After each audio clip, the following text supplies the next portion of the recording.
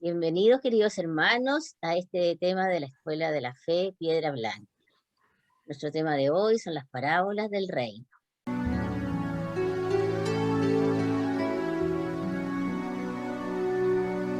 Si me levantaré, volveré junto a mi Padre.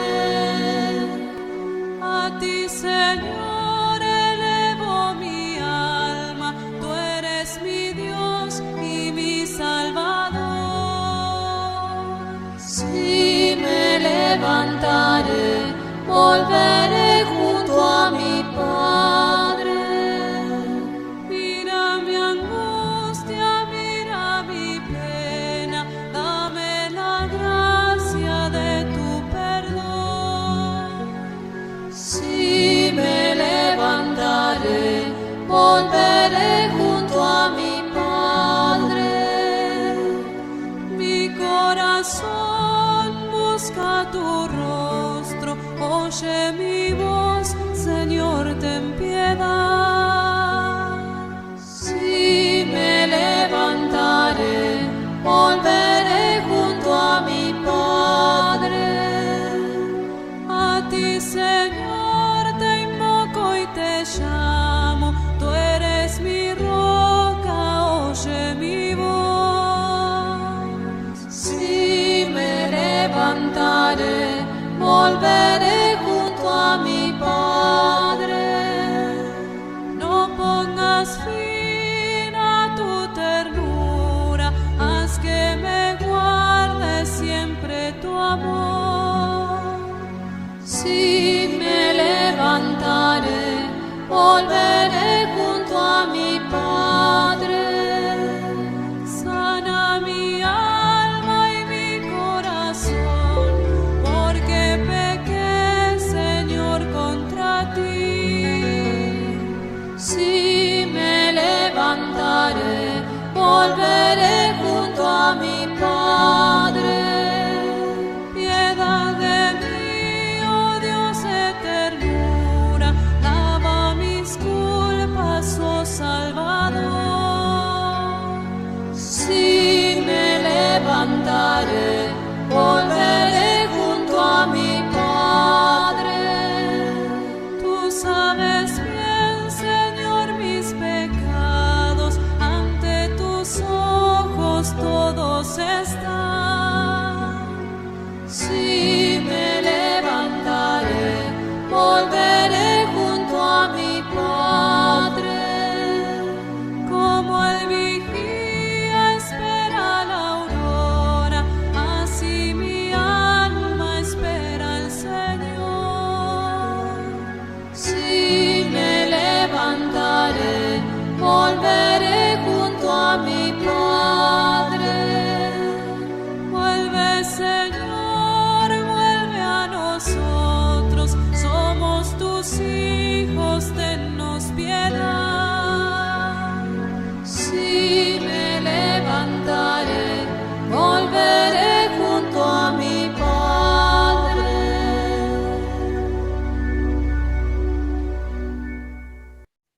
Recordemos que en las sesiones anteriores estudiamos los milagros de Jesús.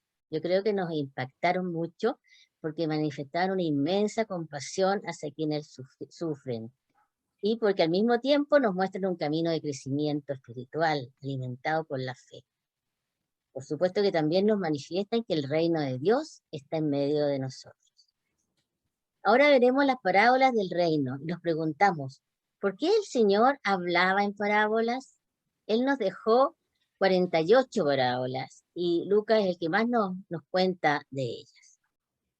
El cardenal Martini, el gran biblista y un gran arzobispo de Milán, que tenía un grupo enorme de jóvenes orantes, nos va a acompañar en este encuentro. Generalmente creemos que las parábolas son relatos sencillos que nos quieren enseñar alguna verdad o alguna conducta a seguir. Pero es mucho más que eso y es lo que veremos hoy día. Ya que, como dice San Pablo, a través de ella se nos va revelando el misterio escondido durante siglos, según palabras de San Pablo. Nuestro tema de hoy nos ayudará también a comprender cómo Jesús se comunicaba con los distintos oyentes. Y a muchos enseñaba en parábolas y a sus apóstolos se las explicaba personalmente. Así que este tema tan interesante es nuestro tema de hoy. El cardenal Martini clasifica las parábolas en 4 tipos. Las parábolas de la semilla, las parábolas de los perdidos reencontrados, título muy maravilloso, de la llamada y del juicio. En esta primera parte de nuestro tema vamos a ver las primeras parábolas, las parábolas de la semilla y las parábolas de los perdidos reencontrados. Entonces los invitamos a caminar junto a nosotros en este hermoso tema que veremos. A manera de motivación, quiero compartir con ustedes un pequeño PowerPoint en que veremos algunas imágenes del famoso cuadro de Rembrandt que se llama El regreso del hijo pródigo. Este cuadro se encuentra en el Museo del Hermitage en Rusia. Fue pintado por este gran pintor holandés, Rembrandt, que representa el momento en que el hijo vuelve a los brazos de su padre. El padre sale a recibirlo, a este hijo que partió de la casa paterna buscando ser feliz. El hijo regresa arrepentido a los brazos de su padre. Sus pies cansados, sus zapatos rotos, su pobreza, manifiestan el largo camino que ha recorrido en su regreso a casa. Los ojos del Padre misericordioso se ven cansados de esperar cada día que su hijo volviera. Las manos del Padre son diferentes, una más fina y la otra más gruesa. Y según los autores y los comentaristas, significa que Dios es Padre y Madre. El Padre lo abraza con ternura, manda a preparar una gran fiesta para recibirlo. El hermano mayor lo rechaza. ¿Es por egoísmo, por envidia? Observemos a cada uno de los personajes y pensemos con cuál de ellos identificamos. La segunda parte de nuestro tema, entonces, veremos las parábolas de la semilla. Estas son 5, pero solamente veremos 4 de ellas y iremos comentando lo que se revela del misterio del rey. Iniciamos entonces con la parábola del sembrador. Lectura del Evangelio según San Marcos, capítulo 9, versículos del 1 al 9. En otra ocasión se puso a enseñar a orillas del lago. Se reunió en torno a él tal gentío que tuvo que subirse a una barca que estaba en el agua y sentarse en ella, mientras toda la gente quedaba en tierra junto al lago. Les enseñaba muchas cosas con parábolas. Esto es lo que les decía. Escuchen con atención. Salió un sembrador a sembrar. Al sembrar, unas semillas cayeron junto al camino. Vinieron las aves y se las comieron. Otras cayeron en terreno pedregoso con poca tierra. Al faltarle profundidad, brotaron enseguida, pero al salir el sol se marchitaron y como no tenían raíces, se secaron. Otras cayeron entre espinos. Crecieron los espinos y las ahogaron y no dieron fruto. Otras cayeron en tierra fértil, brotaron, crecieron y dieron fruto. Produjeron unas 30, otras 60, otras 100. Y añadió, el que tenga oídos para oír, escuche. Cuéntame, Emilio, ¿tú crees que tiene algún significado espiritual todos estos elementos que nombra Jesús en su parábola? Sí, hermana, sí. El sembrador, para mi gusto, es Jesús, y él siembra la palabra. ¿Sí? Y la palabra que cae en el camino es para aquellos que la escuchan, pero rápidamente eh, se dejan tentar por el demonio y la palabra que estaba sembrada en ellos desaparece. Y los sembrados en terreno pedregoso son los que escuchan la palabra con gozo, pero no tienen raíces, son inconstantes. Llega alguna tribulación o persecución por causa de la palabra e inmediatamente fallan. Otros son como la semilla que cae entre espinos. Escuchan la palabra, pero las preocupaciones del mundo, la seducción de las riquezas y los demás deseos ahogan la palabra y no la dejan dar fruto. Y otros son los sembrados en tierra fértil. Escuchan la palabra, la reciben y dan fruto al 30 o 60 o 100 por uno. Sí, gracias. Realmente, no sé si hemos pensado qué tipo de tierra somos nosotros en nuestra vida espiritual, ¿ah? Yo creo que es bonita, bueno reflexionar sobre eso, ya que la semilla de la palabra se siembra, a veces la escuchamos y a veces no la practicamos. Ujú. La segunda parábola tiene que ver con que la semilla crece día y noche. Marcos capítulo 4, versículos del 26 al 29. También decía, el reino de Dios es como un hombre que echa el grano en la tierra, duerma o se levante, de noche o de día, el grano brota y crece, sin que él sepa cómo. La tierra da el fruto por sí misma.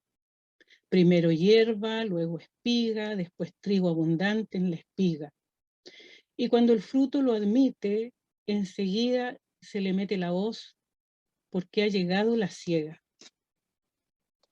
Susana, cuéntame, ¿tú cómo entiendes esta parábola y en nuestra vida personal también, ¿ah?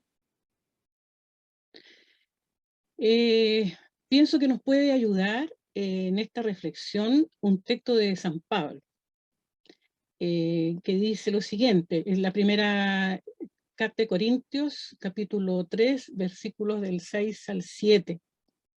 Dice, a ver si nos da una luz para comprender. Dice, yo planté, Apolos regó, pero el crecimiento lo ha dado Dios.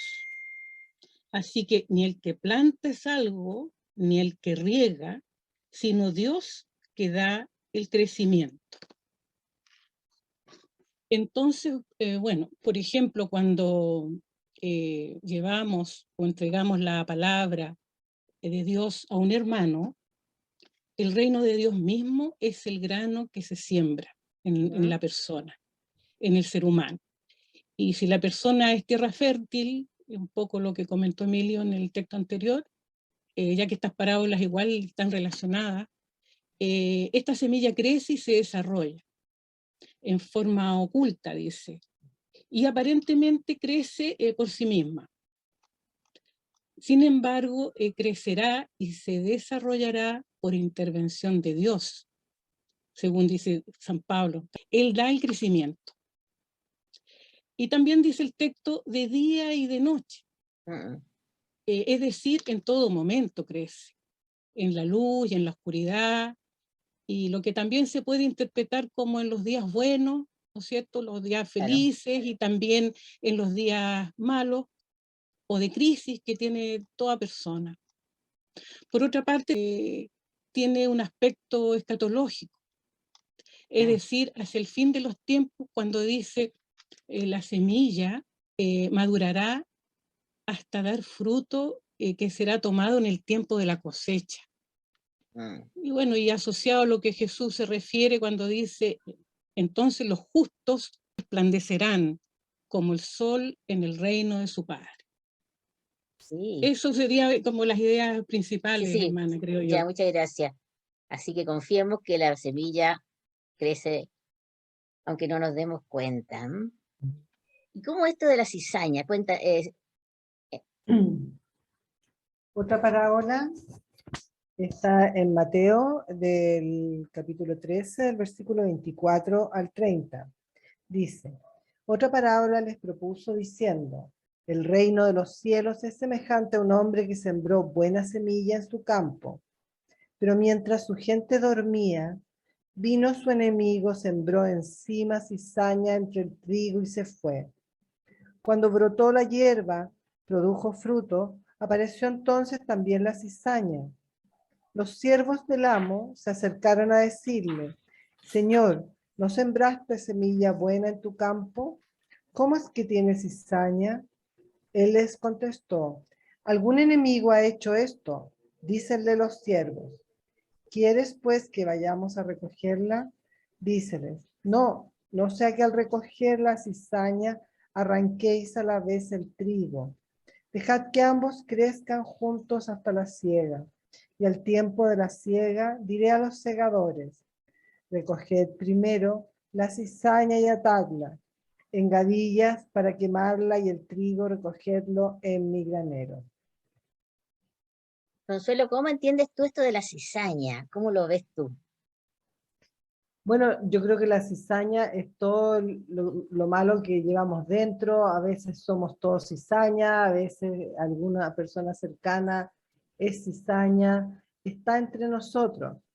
Lo que me parece bonito de esta versión, que tiene muchísimos elementos, es que dejar crecer, o sea, mirar la cizaña, reconocerla, saber que está presente en nosotros y en los demás.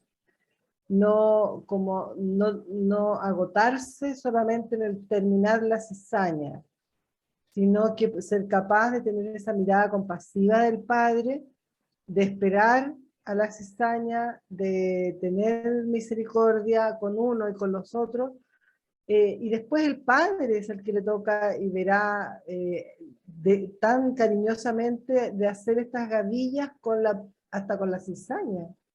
Eso. Se usa también. Sí. Interesante. Y cuidar ese trigo, ¿no es cierto? Cuidar el trigo que va creciendo,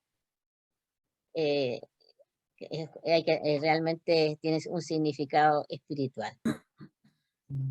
Veamos esta parábola del grano mostaza. La parábola del grano de mostaza, en Mateo capítulo 13, versículos 31 y 32. Otra parábola les propuso. El reino de los cielos es semejante a un grano de mostaza que tomó un hombre y lo sembró en su campo. Es ciertamente más pequeña que cualquier semilla, pero cuando crece es mayor que las hortalizas y se hace árbol, hasta el punto de que las aves del cielo vienen y anidan en sus ramas. Mónica, ¿con qué asocias tú esta árbol o esta semilla de grano de mostaza? Bueno, en primer lugar lo asocio con la palabra de Dios y con el evangelio que vino a proclamar Jesús en su venida, que era la semilla. Era la semilla del evangelio que él sembró en sus apóstoles y que después creció entre los hombres. Cuando ya se formó la iglesia y creció esta semilla y llegó a ser un árbol, por la gracia de Dios. Y las ramas de este árbol son todos los creyentes, las personas que son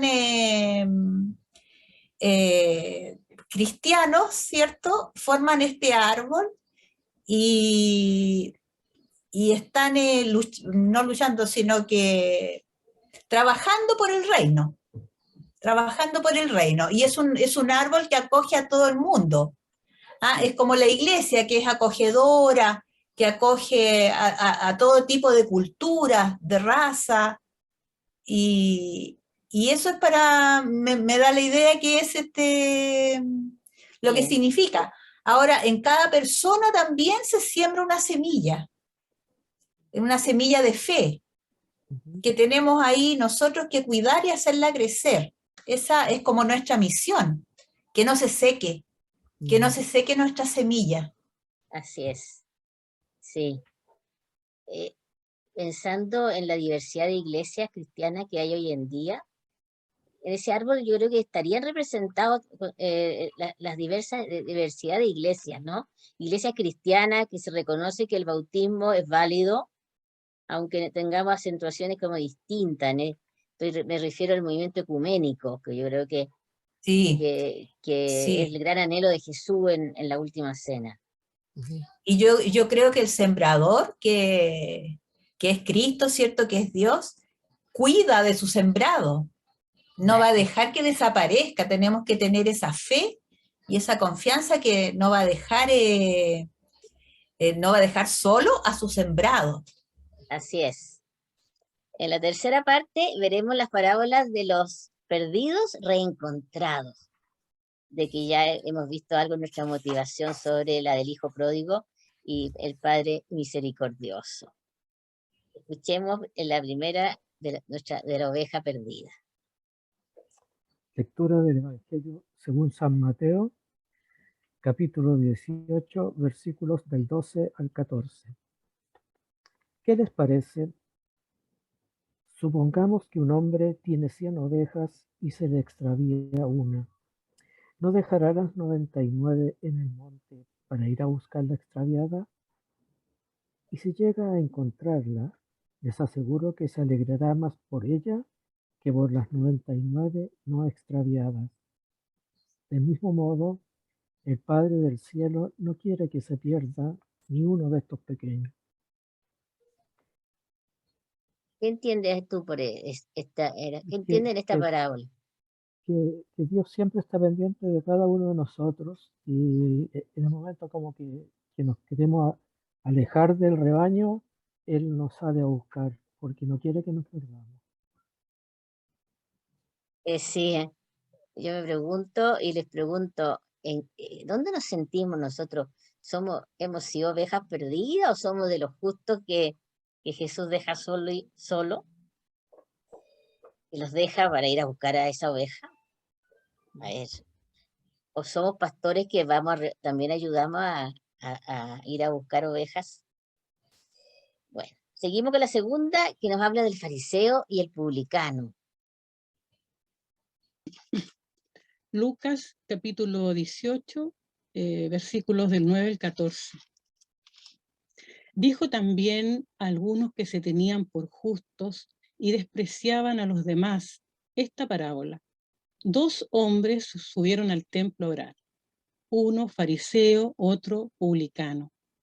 El fariseo de pie oraba en su interior de esta manera: oh Dios, te doy gracia porque no soy como los demás hombres, rapaces, injustos, adúlteros, ni tampoco como este publicano. Ayuno 2 veces por semana, doy el diezmo de todas mis ganancias. En cambio, el publicano, manteniéndose a distancia, no se atrevía ni a alzar los ojos al cielo, sino que se golpeaba el pecho diciendo: oh Dios, ten compasión de mí, que soy pecador.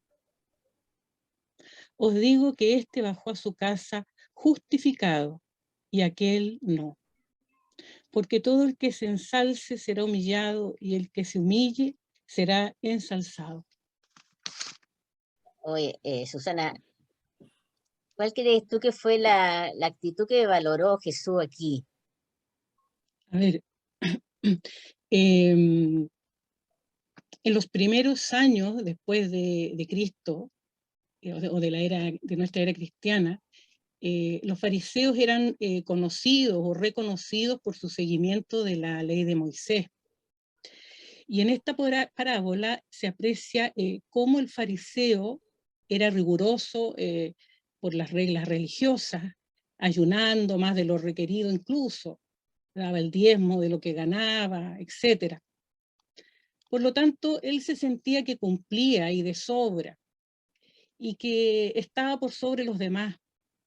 Y con esto ya se sentía asegurado con Dios y consigo mismo.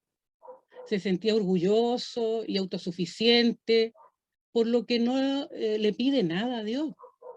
Parece que él no necesitaba nada de Dios. Por otro lado, los publicanos eran judíos despreciados por colaborar con el Imperio Romano. Eran los cobradores de impuestos. Ajá. Pero el texto no condena este trabajo.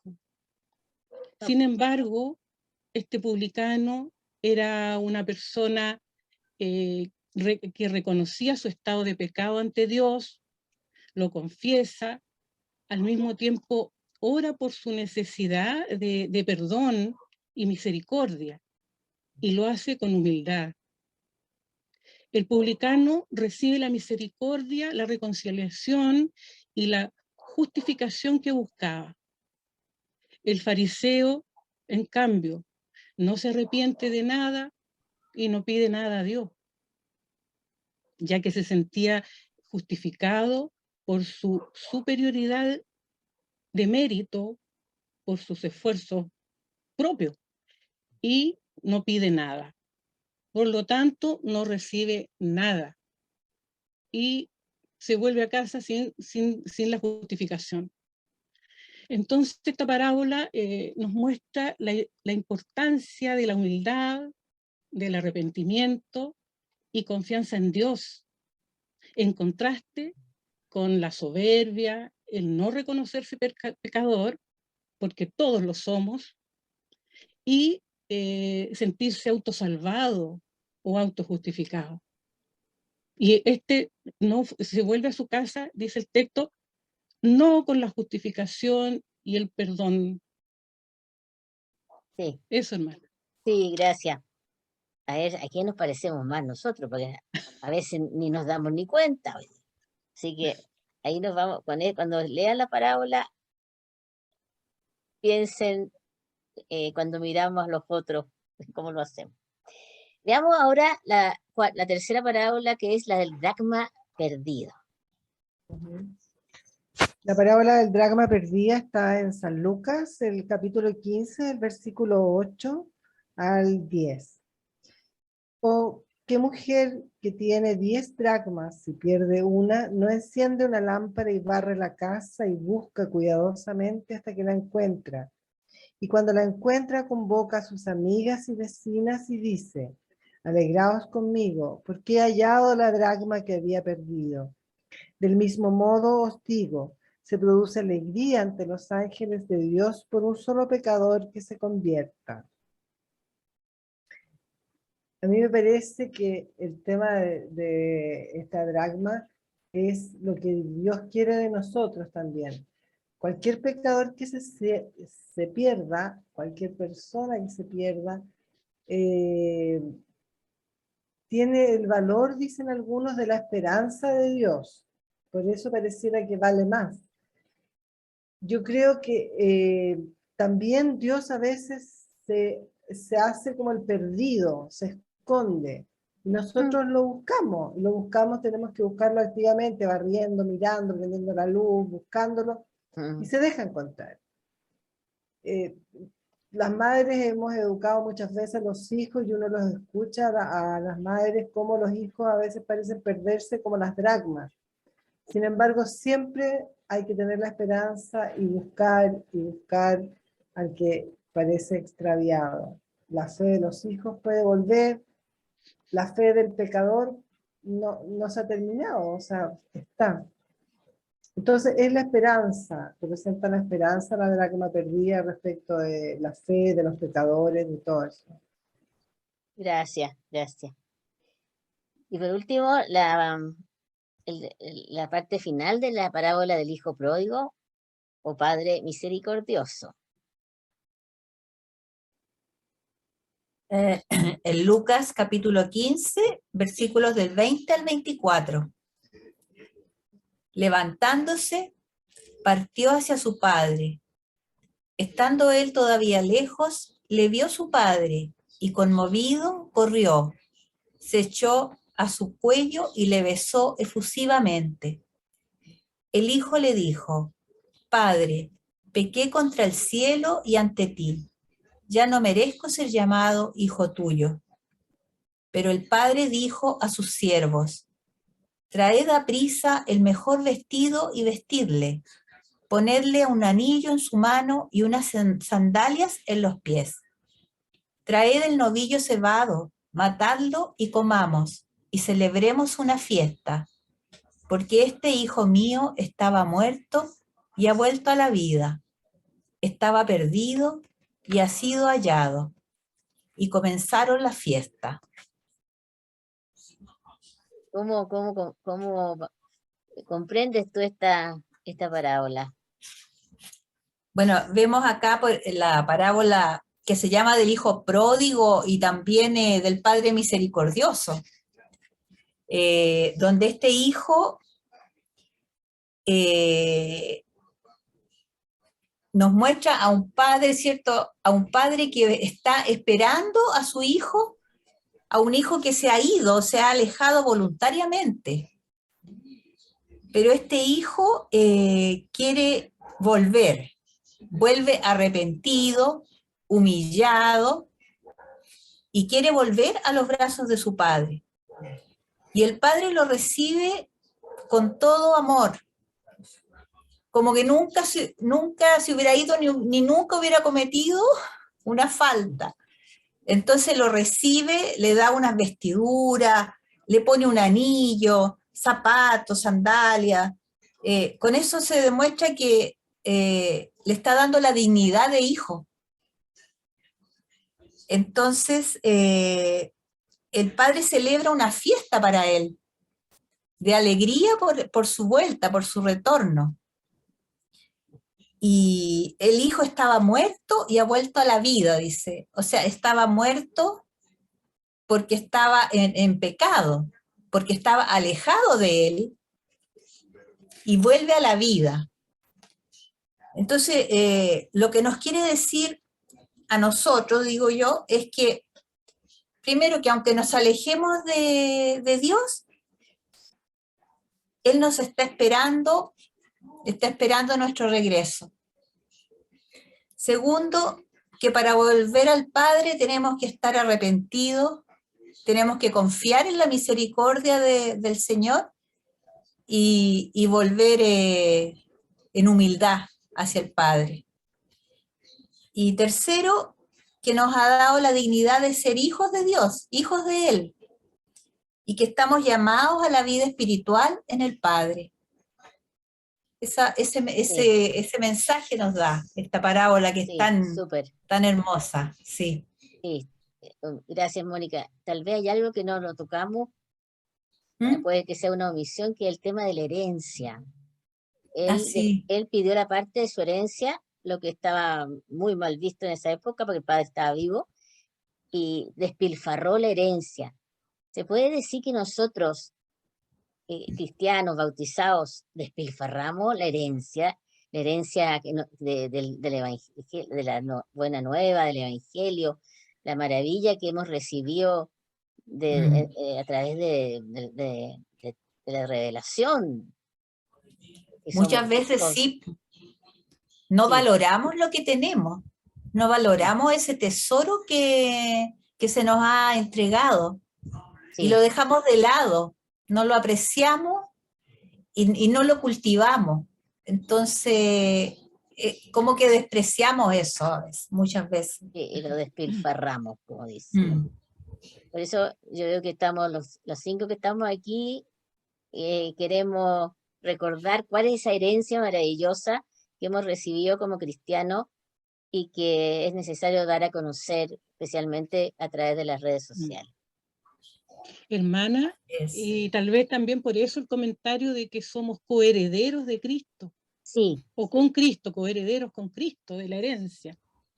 Claro. Sí. Entonces, maravilloso, y a veces un poco bastante desconocido, porque estamos en un mundo muy secularizado. Así que eso. Bueno, a manera de ideas de síntesis, quiero recalcar solamente 2 ideas que el cardenal Martini, en su libro ¿Por qué hablaba de Jesús en parábolas?, recalca en relación a estos temas que vimos hoy.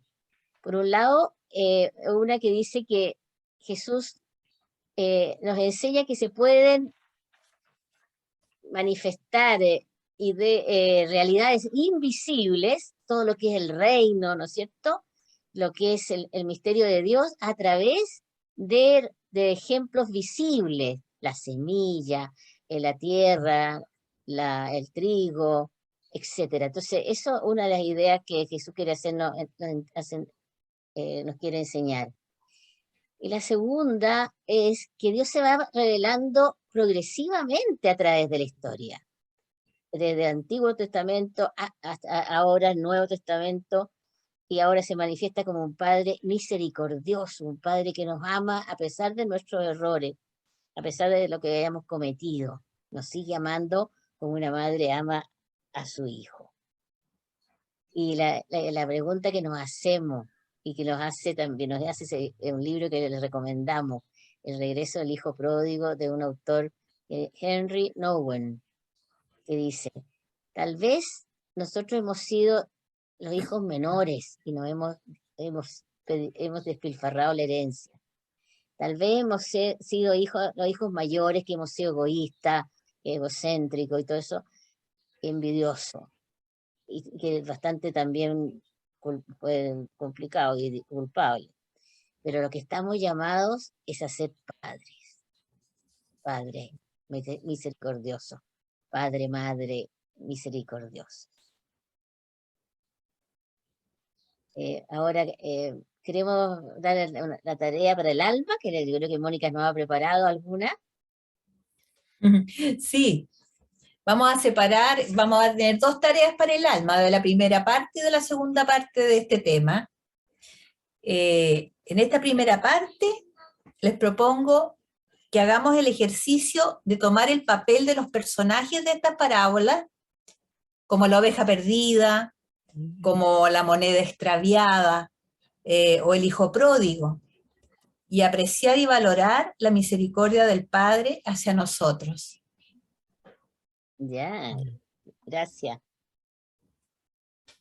Bueno, queremos despedir esta primera parte, el tema de los parábolas del reino, con una oración.